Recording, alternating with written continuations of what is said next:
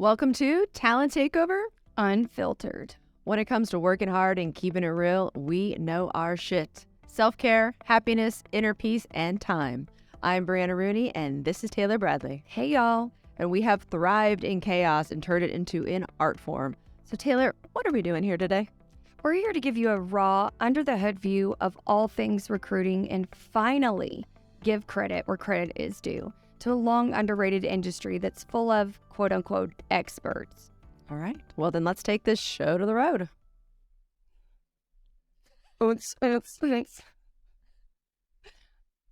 Hello. Welcome to another awesome episode of the Talent Takeover Unfiltered. Taylor, how you doing? I'm doing great. We're having a great recording day, and We are. this is going to be probably my most favorite episode that we've recorded today, because it's just going to be fucking hilarious. So I'm really excited. Love it. Yeah. Love it. Let's. So this is all about clients. So it's when the red flags look like Six Flags. Go ahead. No. I was gonna say, which we came up with just like a couple days ago in just our conversation we were having. I don't even know what the conversation was meant to be about, but as you know, we tangent here, we tangent in our meetings, same shit. But we were like, and you're always coming up with, you're so good at this. You need to make this a business, but I'm not really sure how to do that yet. But your like sayings, your taglines, you just like hit it quick. Oh, thank you. Thank you. You're welcome. Thanks. I feel like this is my dad. This is like, I have a literally a note section in my phone that's shit my dad says. And I mean, just to give you some perspective, like this one, it still makes me fall out. Our listeners will probably cringe and die at the fact that like my dad said this to me, but when I was pregnant, I gained like 80 pounds. I ate for like 6. And so he called me Big Mama, and which is obviously what every pregnant woman wants to hear, right? Every woman in general probably. Yeah, exactly. We love that. Like, so nobody ever.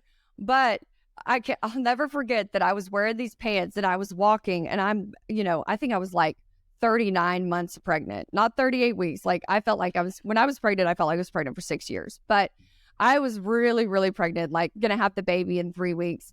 And I was just walking, and he's walking behind me, and he was like, God damn. He's like, it looks like 2 hound dogs fighting underneath a blanket, talking about my ass. Oh my God. That is so wrong for so many reasons. It is so wrong. But he just, to know my dad is to love him. He doesn't give a fuck. He will say whatever. But I was like, at the time, exactly. At the time, I was like, you fucking asshole. But it was actually hilarious. Like, it's hilarious to think, you have to laugh at it. You know, the shit that he says, like, we've obviously grown up with him. Like, you can't get offended because my dad is just going to tell you exactly how it is and the truth, even if, yeah. But he has so many funny sayings like that I was like, oh my God, looks like 2 hound dogs fighting underneath a blanket. I thought my dad was bad. Like, I remember he was like, just make sure you don't get the secretary spread when he found out I was a recruiter. Have you heard that one? Well, because I'm sitting the most of the day. So when you sit, your butt next like spreads. And the secretary spread just a big ass. You're just gaining weight because you're not moving. I have never fucking heard that in my life, but that is fucking hilarious. Maybe it's not hilarious, but I don't know. It depends on if you're I think it's funny. I think some of the stuff where people could probably easily be so triggered, you have to laugh. Like, my dad was saying that about me and my ass, like he wasn't talking about anybody else. And I even thought it was funny. So I think sometimes you just have to laugh. But I've never heard the secretary spread. I cannot wait to go tell at least 3 people about that new thing that I learned today, because that's fucking hilarious. I've never heard that before. Learn something new every day. Every single day. So back to when the red flags look like Six Flags. So this, I think there's a lot that's inspired this for us, but we had a specific, conversation recently that really was like, we need to do an episode on that, because we haven't dedicated a full episode to it. We've kind of touched on when you should be kind of like side-eyeing a client, but we haven't really talked about all the different red flags that we have personally seen. So specific with clients. I think a big one, this kind of goes without saying to me, talk in circles with no clear direction, or they just seem like they want to talk. So if you're on the phone with a client, especially the ones that we work with and at their level, they're usually just like, time is money, let's get shit done. But if they're wanting to get on multiple calls with you, They're always just wanting to talk, and the needle isn't moving. They're not doing anything. You're staying stagnant, but they make you feel like in having multiple conversations with you or getting on the phone with you multiple times, like you're making progress towards moving the needle, when in reality, you're not. It's just bullshit. And it's like, you can't bullshit a bullshitter, you know? And I feel like 100%. you can easily see when somebody is just like bullshitting you if they just want to keep getting on the phone with you, but we're not getting any further. The conversation isn't progressing or our partnership isn't progressing. It's like, we're just still strategizing, still talking. You're still like running random scenarios. It's like, okay, you're wasting my time. So anytime I've gotten out of a call like that, frustrated naturally, they've always started the call with, oh my God, I'm just so busy. I don't have any time. And then now they want to go past our allotted time and then not actually get anything done. My question is, why? I can't figure out why. Like, are they unsure of their process? Do they just want to kick it? Do they like me? Do they, like, what is it? Yeah. I mean, I feel like what I would interpret, the one that we're talking about specifically, is I think this person just wants to talk, you know, and just wants to, it doesn't even matter to like that, because they talk to another person with, you know, within our organization. They just want to talk. It's like, I don't know. Do you not get enough social interaction? I have no fucking clue what it is, because I feel like there should be, I don't know, there should, maybe that's like a whole, I was going to say maybe that's a hotline, but it's actually a service. It's coaching.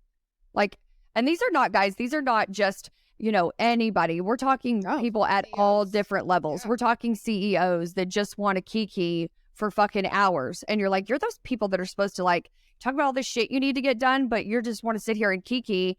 And then they want to schedule another call to kiki about the same thing we already kikied about. And it's like, okay, it's not fun to me anymore. You know, like that building, we're not building a relationship. You're just bullshitting me and guising it as if you're actually interested in the business. So I think that's number one.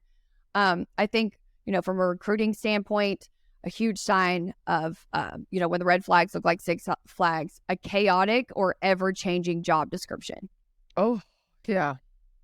That is one that we've all experienced. Like, I don't know a single recruiter that hasn't experienced that. Like, you either get the job description and it's a fucking mess, and there's like one person in the entire world that does that job because it's so niche or specialized, or they keep changing it constantly. So you start submitting candidates that are aligned with the profile, and then they want to change the fucking job description and then change it again and change it again. And what was so great about, you know, one of the organizations that I worked at that we had built in, this was really great for us, that every time, and again, this is corporate and it should apply to agency as well, and it would apply to agency as well, but every single time you change the job description, that's a whole new search and a whole new charge. Wow, I love that you charged for that. Yeah. Okay. So, we would tell the client every time that this happened, and for us, we weren't always used to getting job descriptions. It was just like when we talk to the hiring manager, Yeah. we want XYZ, right? So it doesn't matter. Just so you guys know, just it's just the search changes, right? Even a small thing, we would tell them, even a small change to the job search puts you back 2 weeks. Yeah. It takes 2 weeks to build a very healthy pipeline. So everyone we just reached out to is now irrelevant because you changed it so much. And you have to close the loop with all those people. Yeah, I know. And hiring managers just don't get that. They're like, what do you mean? It's like a small change. Instead of like now 5 years, I want 7 years. Well, I just reached out to a bunch of 5-year. Like, do you understand that? Like, I can't just like snap my fingers and here it is. Now, of course, people tend to work with agencies because we have a large network, but it's still, you're still starting over, and it's a waste of time. I love that you charge for that. It's a great idea. Yeah. So it's whether you're in corporate recruiting or agency recruiting, that applies to both. You know, if they're changing the job description on you continuously, it's a huge red flag, and you definitely should charge. It's a whole new search. You should charge them for the work that you did. And we would charge them for, it wasn't the full fee again, but it was a fraction of it. So every change, and then you're also thinking you're incentivizing them to stick to their shit, to stop changing it together. Yeah. So from my perspective, whenever I get on the phone with a client, what is like cringe is when they go, oh, we just started this search. No. You guys go fuck up on your own and then come call me in 2 months when you guys are hitting your heads on the wall. That's when I want to come in, because then that's when they're constantly changing their shit. So unless they actually were like, this is what I want, we've hired before for it, I really won't touch a search unless they've already like made all those mistakes themselves, unless they'll let me set the scene for them. Yeah, absolutely. Completely agree with that. And then I think another one, a nightmare recruiting process with no willingness to change. Like, what are you putting candidates through? What is that recruiting process? What is that experience? And I mean, when How we say, long is it? yeah, like how long is it? How many steps are there? What is the homework assignment like? Because that's the theme, to have one of those, regardless of what type of role you're recruiting on. I'm amazed at some of the roles now that have homework assignments. And it's like, there's a strategy to even doing that right. You can't give a homework assignment to a candidate that's not invested in your company yet. You're going to completely turn them off. And then also if you give them, a 2-hour long, and this has been a personal experience of mine that I had happen years ago, maybe like 5 or 7 years ago at this point, like a really long time ago, between 5 and 7 years ago. But somebody had reached out to me about a global head of TA job, and one of the requirements of that interview process, after this is, mind you, I talked to 3 different people, one of which being the CEO, who might have been a bitch too, since I just said bitch. No, but I wasn't going to call you out. I'm like, yeah, no, it may have been that too. That wasn't actually a slip. But then they had, so this person's job, one of their first tasks was going to be to build out their 30, 60, 90-day plan. And so as part of the exercise, their hiring plan, growth plan, as part of the exercise in the interview, they wanted their top 3 candidates to all do that. And then they were going to advance like to final interview with the CEO after that, which was another interview with the CEO, and then offer from there. And I was just like, no, because it was, get this shit. It was 2 hours long worth of work. They gave it to me on a Friday. That weekend was Mother's Day, and they wanted it by Monday. And I was like, you can eat a fucking camel dick. Like, I'm not doing this. It was it would have been a great job. It was so rude, but it said a lot to me about their culture, about their, how they'll value work-life balance or don't really. Or people. Yeah. And so I'm like, this is such an interview process I had wasted so much time in. And then I got to the end of it. And again, I was a passive candidate. I didn't need another job. This was, again, 6 or 7 years ago, before assignments in interviews were like a thing. It was very unheard of, but for it to be 2 hours long, an actual job responsibility of somebody who's going to get hired in that role. It's free work. It is. It was just a for it. And so anyways, I was like, no, fuck this. And I bounced and was like, I withdrew my candidacy. But I think, again, if we have any business owners or hiring managers that are listeners, just be really thinking about these things, because it doesn't matter what the job market is like. To me, that said so much to me that it doesn't matter if I wasn't employed at the time. You didn't care that it was Mother's Day. You didn't care that it was 2 hours long. You didn't care that it was free work. Like, it wasn't even a made up assignment. It was an actual real, I was like, I'm not doing this shit. Yeah. So there's an art to doing all of that.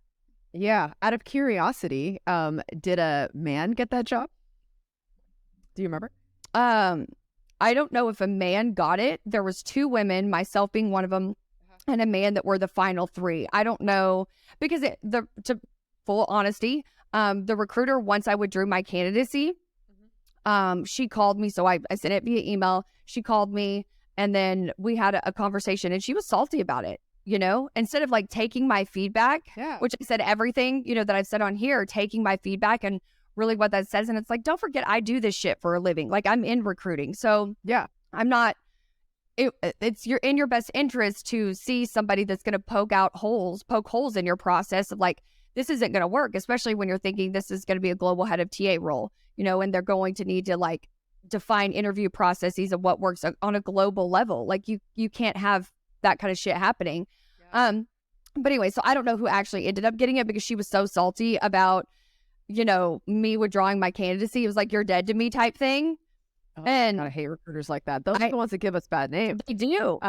They do. You know what? Actually, if I were the CEO of that company, I would be more interested to talk to you, because I was like, okay, we have a very powerful person now saying no to us for this giant global position. Like, I want to know why.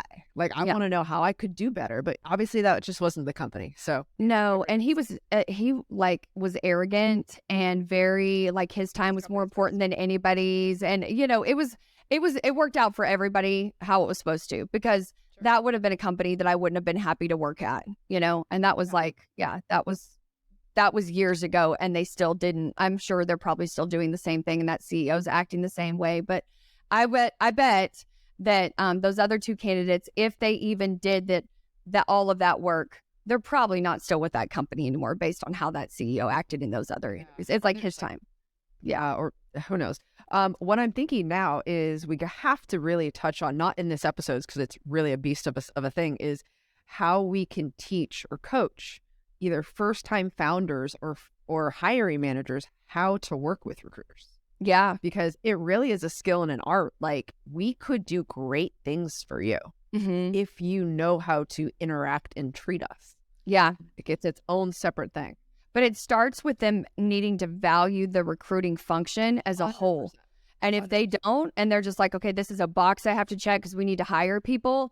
I mean, again, that's another red flag to look for people. Like, if they're just, and it's actually on our list of, like, you know, poor communication or constant meeting rescheduling or disorganization, you know, all these things are like, you know, you going back to Mimi's episode, you teach people how to treat you, you know, and just because somebody's a client doesn't mean they say jump and you say how high. You know, if they're not partnering with you, then you'll have an unsuccessful search anyway, you know?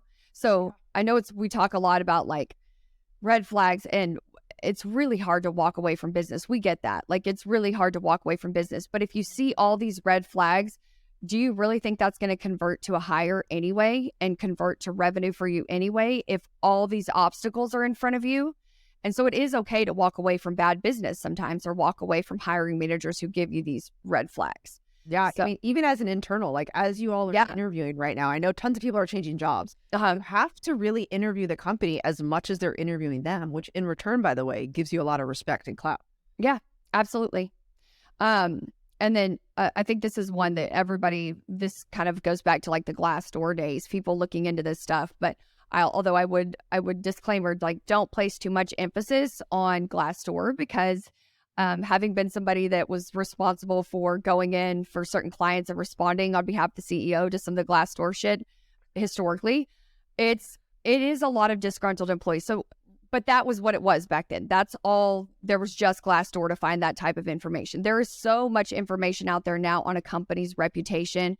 What is their turnover like? Do they have high turnover? Are they constantly filling the same role? So I think, you know, there used to be a very, very low sample of data points for people to reference on what it was like to work at a company. Now, in the days of social media, again, all the different resources, like, you can find out exactly what it's like to work for a company. And if they're constantly filling the same role or there's constant turnover, then it's a huge red flag. So as you're talking to them and you know, are asking the questions to really dive deep in how long has this role been open, you know, understanding why the person that was in that role previously left, like, those are all really great questions to ask that also, you know, are going to help you in your search, but are also things that I know as a candidate, I'm going to go look at.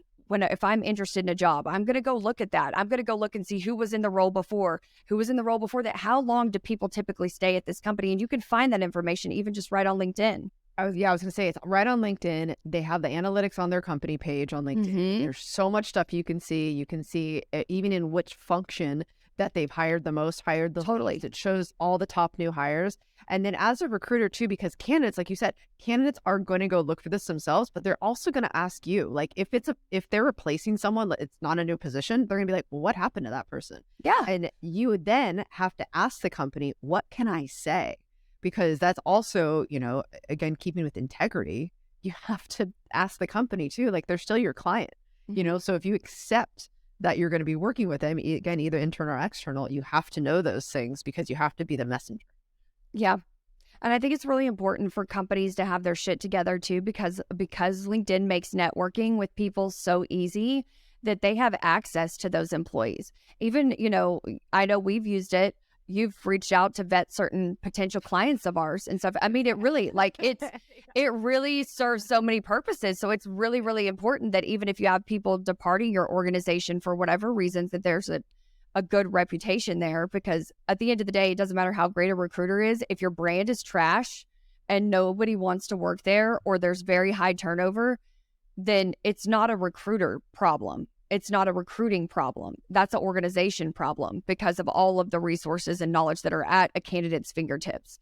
And because now, you know, even though we're seeing a different market right now, I still feel that companies are having to sell the candidates on the organization, just like just as much as they have always have these last few years. 100%. That's not going away. It's not any easier to hire right now. Everyone thinks because so many people are available. No. And again, probably another episode, but we still have hiring managers saying, even with all these amazing people available, that they want passive candidates, which again, this is something we can help people with, but frustrating. Yeah. And then salary expectations. That's one that's like, I think it is definitely a recruiter's job, and only sets us up for success to push back if the salary expectations for, a certain role at a certain level or a certain geographic location are just completely unrealistic. I know in my intakes, I would always set the scene right there on the front end because it's our job. In the roles that I used to work on, it was you're working on the same type of roles or in the same vertical or industries. It's kind of your job. And I would also do benchmarking, salary benchmarking prior to going into those intake calls to get a general idea of what just the position title, even if I don't know much about it, like what would a position title in this location, like with this level of years experience commands as far as salary. And so I think that obviously is all the red flags that go off from a candidate perspective, from a recruiting perspective, if the salary expectations for the role and requirements are just completely unrealistic. And it's not for, a lack of knowledge on their part. Like they know that it's low and they want to stick to it being low. And they say that bullshit that they used to all say about, well, then if they come in at the top of the salary band, they have nowhere to grow. And it's like, then you need to expand your fucking salary band. Like times are changing. You can't have these set salary bands from 1978 and think it applies to the world today. Yeah. I used to have to, when I was talking to clients about this, because like, it was just so unreasonable. I literally have to say, what if I find a candidate that walks on water? Like it would be one of those walks on water. Who, like I used to hate that term, but in order to pull shit out of them, it's like you had to like understand like someone that matches this exactly, which is already a wish list in my opinion. That would be walking on water. So what would you pay them? Yeah. Oh, okay. You still can't pay them that. We're not having this conversation. And so again, internal, external, you have to already know, are the salary bands realistic, like we were saying? And you don't have to have some fancy data, service. You could literally just go on LinkedIn in the market you're in. You could just gauge all the different job descriptions. They're so much more transparent with salaries right now that you should know. Not to mention you should just know anyways. But if people are just starting out, it's hard to be like, I don't know, like I'm supposed to know. And where do I get this data? It's pretty simple. Yeah. Yeah. And I know a lot of like corporations have a team or somebody that's typically within HR that's their area of oversight that will be the salary benchmarking and to come up with different ranges for different levels, different departments, all of that stuff. And so I know sometimes there isn't a lot of flexibility there, but that's where the conversation then shifts to, okay, if this is all you can pay somebody, then you need to adjust your requirements for the position accordingly. You know what I mean? And so I think, again, it goes back to like, you're setting them up for a failed search. You're setting yourself up for a failed search. So I always loved in my intake meetings, if they were below that very first call, I know people are probably like, the first call you said that, I would set the expectation, okay, well, that salary seems a little low for this position or this level in this market. I'm going to try to see what I can find you, but don't be surprised if I come back to you and say it's not doable with these requirements at this salary level. I used to always just try to like, okay, I'm going to try, but I already want to set the scene that this may be a challenge to meet and we may have to flex on requirements.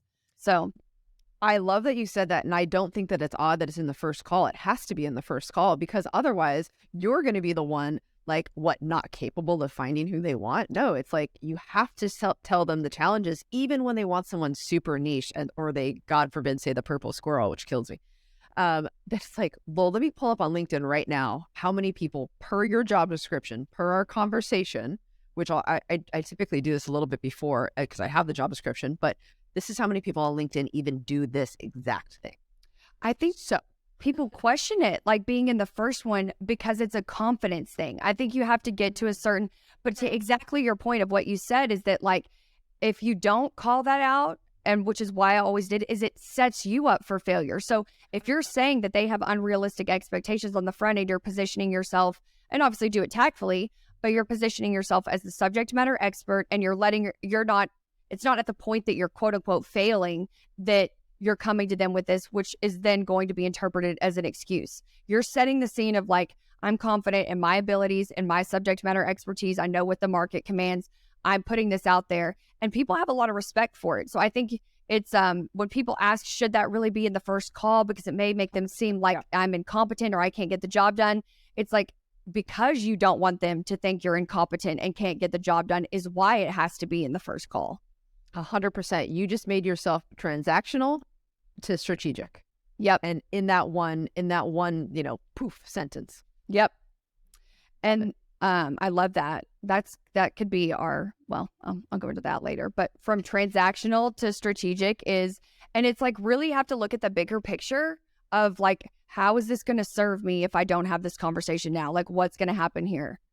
And then going on to, I think an obvious one is if you're getting lack of clarity or consistency in answers to your questions, like depending on who you talk to, and we've had this, I feel like every recruiter's probably had this happen before where maybe the CEO wants one thing, the hiring manager wants something else. Like there's inconsistency in what they're wanting, yet all of these individuals have buy-in and are involved in the interview process. It's like, these are red flags to call out to yourself. Like, okay, if all of these people want different things and they're not bought in, how are we ever going to get to that yes at the end? With like, yes, we want to offer this person. We want to hire this person. With every one of them too, telling you to disregard what so-and-so said. I want this, and it's like, but if all of you are coming together to make the decision, you're going to be dealing with, people that are like, my experience, what's happened, they've just been like, okay, well, let's just try to find something else. Let's just try to find this. Like, it's almost like they'd want to go, CEO could love this candidate, the hiring manager could love this other candidate, but if they can't agree on it, then it's like, well, they feel like they just need to start on fire to a completely unique candidate. I mean, it's a fucking mess. Yeah, that will set you up for. So in my first conversation, I actually ask, is this a unanimous decision, majority rules, or are you the decision maker?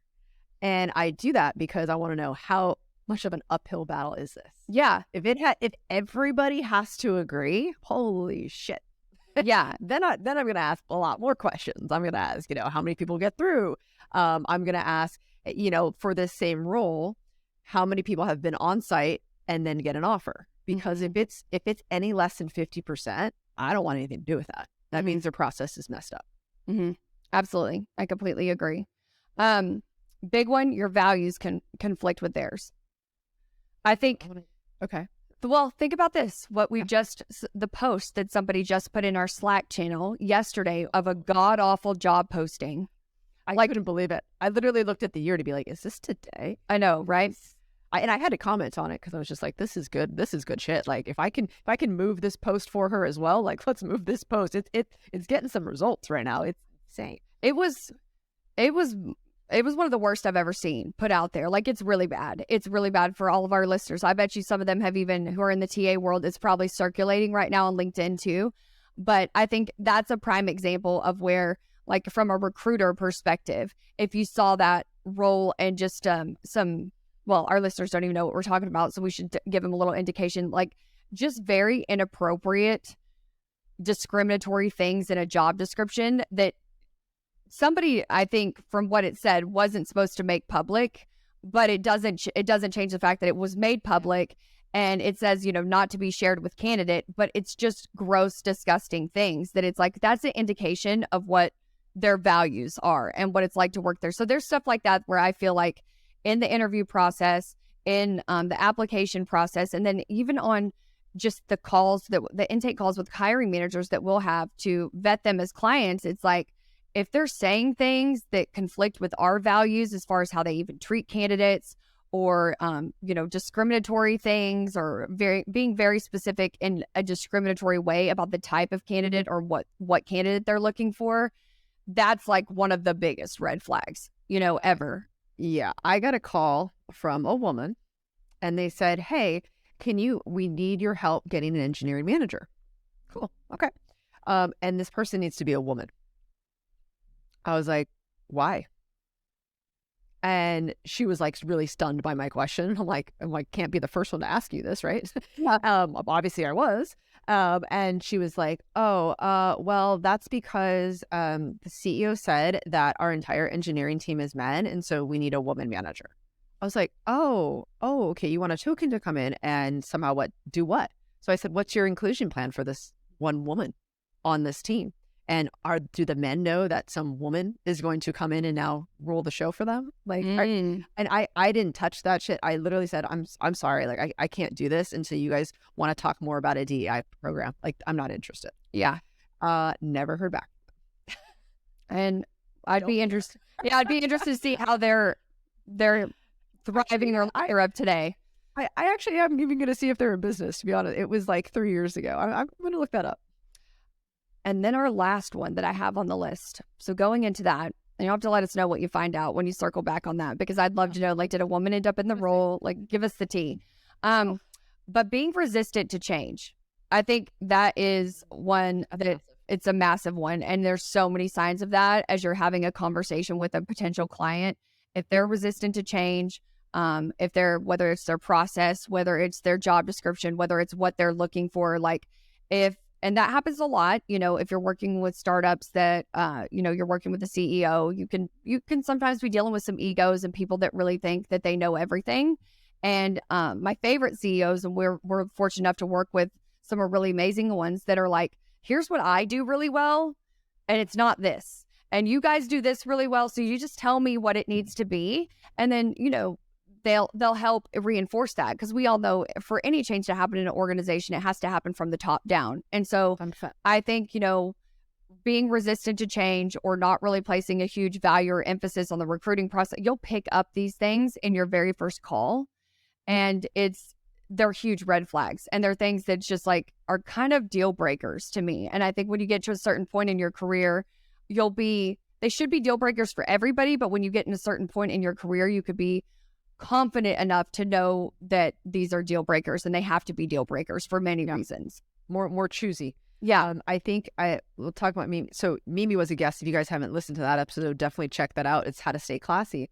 But she was great because she was like, it's money tomorrow, not money today. It's money tomorrow. And that to me is how you have the confidence to have these conversations, because we are not customer service. You need to smack that customer service out of you. Of course, we're polite and kind and all of those great things, but we have a job to do, and we're strategic, and we're strategically going to do that job and tell how we feel, because if we don't, it's only screwing us at the end. Mm-hmm.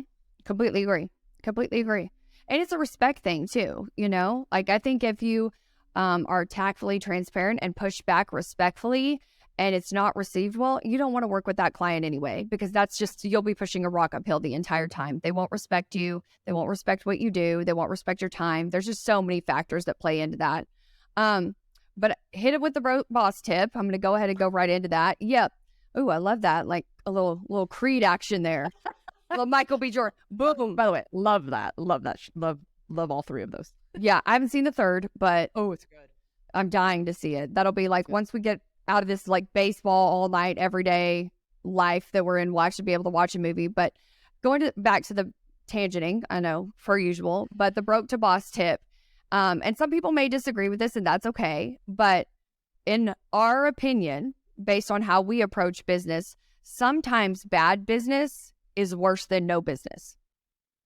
And that's my broke to boss tip. Sometimes bad business is worse than having no business. And what I mean by that is exactly everything that we've said here. If you're not going to get to that hire and get to that close because of all of these obstacles, you're not going to get that money anyway. And you're going to have a lot of wasted time, effort, work, resources, you name it. Frustration, what that will do to you mentally. And so in those scenarios, that's what I mean by sometimes bad business is worse than no business. Love it. Love it. All right. Well, guys, this was super fun. Please share this out as you find value. Share it with all of your friends, because it's just giving us love, giving us more motivation to see you every Tuesday. Yes. Thank you guys so much for listening. We really appreciate the subscribes, likes, comments, messages you guys send us. Can we read everyone? We love it. So thanks, y'all. Bye. You know you want to check out the program. Ready? Ready.